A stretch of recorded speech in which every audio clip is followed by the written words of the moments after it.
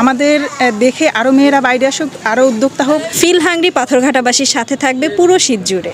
আর এর আগে আমি শুধু চাকরি পড়াশোনা করেছি এবং গ্রাজুয়েশন কমপ্লিট করে চাকরি নেওয়ার পর আমার যে বান্ধবী জান্নাতুল ফেরদৌসী, ওরা অনেক আগে থেকে উদ্যোক্তা হিসেবে কাজ করছে।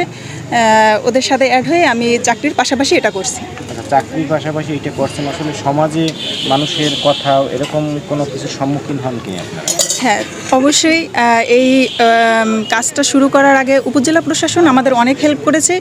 তবে উপজেলা প্রশাসন আমাদের হেল্প করেছে এটা সত্য, কিন্তু আমাদের সমাজের যে ব্যারিয়ার, সেটা আমাদের অনেক বাধা। শুধু সমাজ না, আমাদের ফ্যামিলি, তারপরে বন্ধুবান্ধব, সবার কাছ থেকে আমরা অনেক বাধা অতিক্রম করে এখানে আসছি।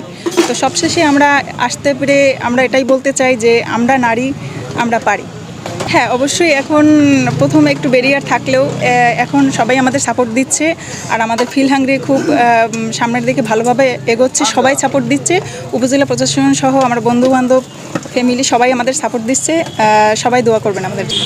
না, আপাতত কোনো সমস্যা হচ্ছে না, সবাই আমাদের সাপোর্ট দিচ্ছে খুব। আর আমরা খুব ভালোভাবে সামনের দিকে এগোচ্ছি। আসলে মেয়েরা তো সবাই ঘরে বসে অনেকেই কাজ করছে, অনেকেই অনলাইনে ঘরে বসে কাজ করছে। তো আমরা একটু ডিফারেন্ট ওয়েতে কাজ করার চেষ্টা করছি। যে মেয়েরা তো আমাদের যে সোসাইটির অবস্থা, মেয়েরা বাইরে কাজ করতে হয়তো বা লজ্জা পাচ্ছে অথবা বিভিন্ন সমস্যার সম্মুখীন হচ্ছে।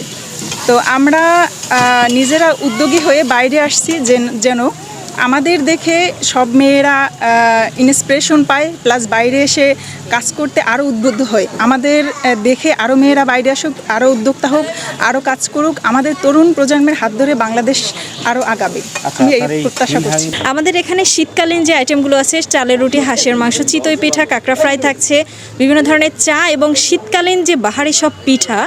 এই আয়োজন নিয়ে ফিল হাংরি পাথরঘাটাবাসীর সাথে থাকবে পুরো শীত জুড়ে। আমাদের ফিল হাংরি যাত্রা আজকে 20 দিন প্লাস হলো। এই 20 দিনে কেমন সাড়া পাচ্ছেন মানুষের কাছে? অবশ্যই আমাদের ফিল হাংরি অনেক ভালোভাবে এগোচ্ছে এবং সবাই খুব খুব খুব সাপোর্ট দিচ্ছে। সরকারিভাবে কোনো সহযোগিতা এরকম কিছু আপনারা পান?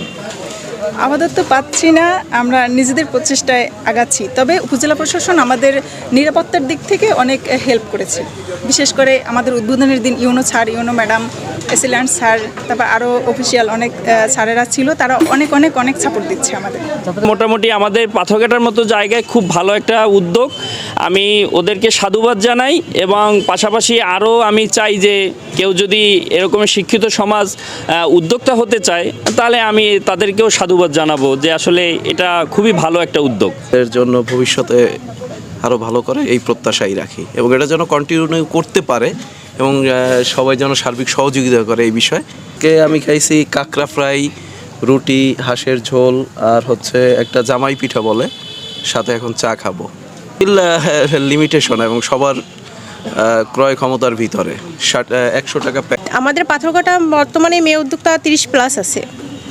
হ্যাঁ, আমাদের একটা গ্রুপে কাজ করতাম। এর আগে আমরা অনলাইনে কাজ করি। আমি 2 বছর যাবত অনলাইনে কাজ করি। কেক নিয়ে কাজ করি আমি, কেক এবং খাবার আইটেম নিয়ে পাথরঘাটা অনলাইন হাটবাজারের গ্রুপে। সেখান থেকে ভাবলাম যে গ্রুপ সম্পর্কে অনেকেই জানে না, তো ভাবলাম যে নিজেরা কিছু একটা করি বাহিরে, যাতে যেটা প্রকাশ্যে বেশি আসবে।